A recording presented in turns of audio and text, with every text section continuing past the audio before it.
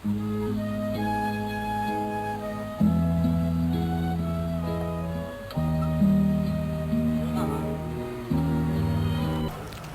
karuwahe ang huminto noon sa tapat ng libingan. Sa anyo nito'y mapagkikilalang nanggaling sa isang malayong lakbayin. At dahil dito'y punong-puno ng alikabok at pawisan ang mga kabayo. Bumaba si Ibarra sa sasakyan, nakasunod ang isang utusang matanda. Po ako nakabalik agad, dala ng aking karamdaman at mga kaabalahan. Ang sabi po ni Kapitan Tiago, siya na ang magpapagawa ng medyo. Ngunit tinamnam ko po ng mga bulaklak ang libingan at nilagyan ng isang krus na aking ginawa. Naroon po sa likod ng malaking krus na yaon, Ginoo.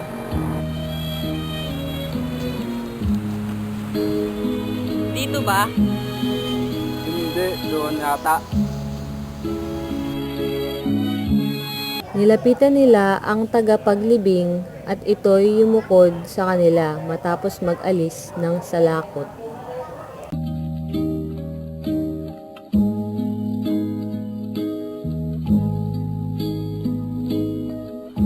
Masasabi ba ninyo sa amin kung alin ang libingan na may isang krus doon?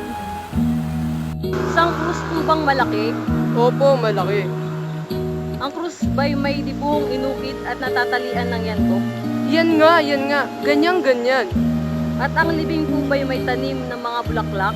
Oo nga, mga adelpa, sampaga at pensamiento. O, ituro ninyo sa amin kung alin ang libing at nasaan ang krus. Ang krus po ay akin ng sinunog, Sinunog? At bakit niyo sinunog? sapagkat gayon po ang inutos sa akin ng kurang malaki. Kung sino po ang namamalo, si Pare Garote. Ngunit maituturo man lamang ba ninyo sa amin kung nasaan ang libingan?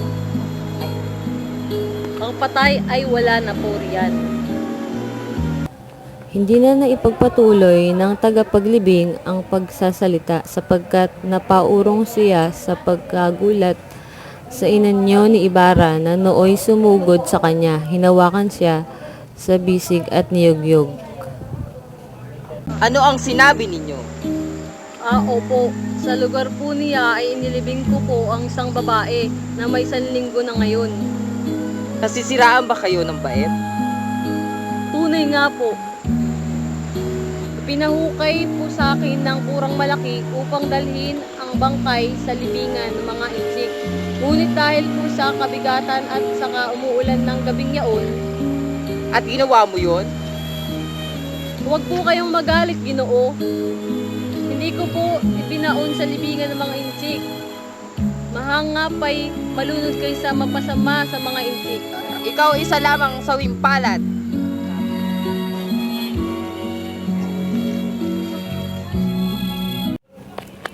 Ang mga mata ni Ibarra ay di maialis sa isang paring nooy kanyang masasalubong. Ang paring ito ay ang kura sa San Diego, yaong di maimikang Franciscano na atin nang nakilala, ang kaaway ng Alperes. Nang sila'y magkasalubong ay saglit na huminto ang binata at tinitigang mabuti ang pare. Inilihis ang paningin ni Pare Salve na animoy di nakapapansin. Sa sandali, ang pag-aatubili, sinugod ni Ibarra ang pari at pagdakay diniinan nito ng kamay sa balikat. Anong ginawa mo sa aking ama? Anong ginawa mo sa aking ama? Kayo'y nagkakamali. Ako'y walang anumang ginawa sa inyong ama. Anong wala?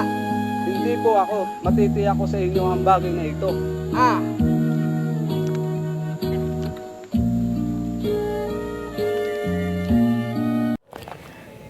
Tinatawag na Don Anastasio o ang pilosopatasyo ng mga may pinag-aralan, samantalang ang tawag naman sa kanya ng mga may masasamang turo na siyang nakararami ay si Tasyo ang baliw, dahil sa kakaiba nitong mga isipan at di karaniwang pakikipagkapwa-tao. Talaga po, Ginoong Kapitan. Ako po'y masaya dahil sa may isa ako pong pag-asa. At ano pong pag-asa iyan? Ang sigwa. Ang sigwa, ibig ba ninyong maligo? Maligo? Ako? Hindi po. Masama. Luba po kung nakakatisod ng isang layak. Ano po kung gayon? Ilang lintik na pagpatay at sunog ng bahay. Hingin na ninyo ang patuluyan ng dilubyo. Siya'y marapat sa ating lahat. Sa iyo at sa akin. Sus Mariosep, Santa Barbara Mahal. Pagtapos mag-usap ng dalawang ginooy, nagtungo na si Piloso Patasio sa isang simbahan. At pagpasok niya ay natagpuan ang isang dalaga na 17 anyos. Di ka ba sasama sa akin, Ining? Ayaw po akong palitin ng sakristan ngayon hanggang ikalawa ng gabi. E saan kayo paroroon ngayon? Sa kampanaryo po, Ginoo, upang bibigay ng mga batingaw para sa mga kaluluwa. Aakyat kayo sa kampanaryo. Kung gayo'y mag-iingat kayo. Huwag kayong lalapit sa batingaw kapag kumukulo. Magdaan muna kayo, Tasha. Ano po bang binabasa ninyong iyan? Isa po ang aklat ng pangkasalukuyan, ang mga hirap na tinitiis ng mga banal na kaluluwa sa purgatorio. Tao kayo, tao kayo, tao kayo. Ang may bahay na si Don Felipo Lino at ang batang asawa nito na si Doña Teodora Viña ay magiliw na sumalubong sa bagong dating. Si Don Felipo ay isang tenyente mayor sa bayan. Magandang gabi sa inyo. Magandang gabi rin sa inyo. Tuloy po kayo. Ano po bang may paglilingkod ko sa inyo, Don Filipo? Nakita ba ninyo sa libingan ang anak ng namatay na si Don Rafael Ibarra na nakarating pa lamang buhat sa Europa? Opo, nakita ko siya nang bumaba sa sakyan. Sinasabi pong nagtungo siya roon upang hanapin ang libingan ng kanyang ama. Hindi niyo ba kinababahala ang ganyang kagagawan? Nagpatuloy pa rin sila ng pag-uusap hanggang sa nabanggit ni Aling Doray ang nauukol sa purgatorio dahil sa kaarawan noon ng mga patay. Nasabi ni Don Filipo sa kanyang asawa na si Don Anastasio ay di naniniwala sa purgatorio. Ako'y hindi naniniwala sa purgatorio. Ang isiping ng hihinggil sa purgatorio ay may mabuti, banal, makatwiran, nagbibigay kaugnay sa pagkakaisa ng mga namatay at nabubuhay.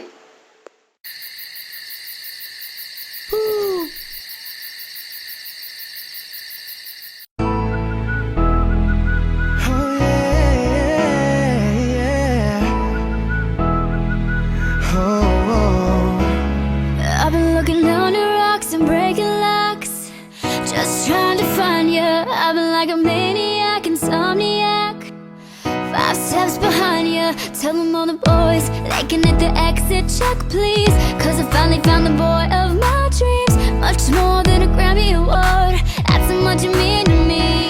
You could be my it girl, you're my greatest gift, girl. Loving you can be a crime. Crazy how we fit, girl.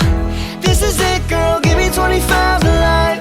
I just wanna rock all night long and put you in the middle of my spotlight. You could be my it girl, you're my biggest hit, girl. Let me play loud, let me play loud like. Oh, oh, oh, oh, oh, oh, oh, oh. Let me play loud, let me play loud like. Oh, oh, oh, oh, oh, oh, oh, oh. Let me play loud.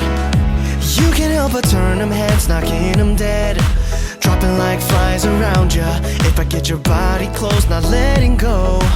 Hoping you're about to tell them other guys they can lose your number, you're done.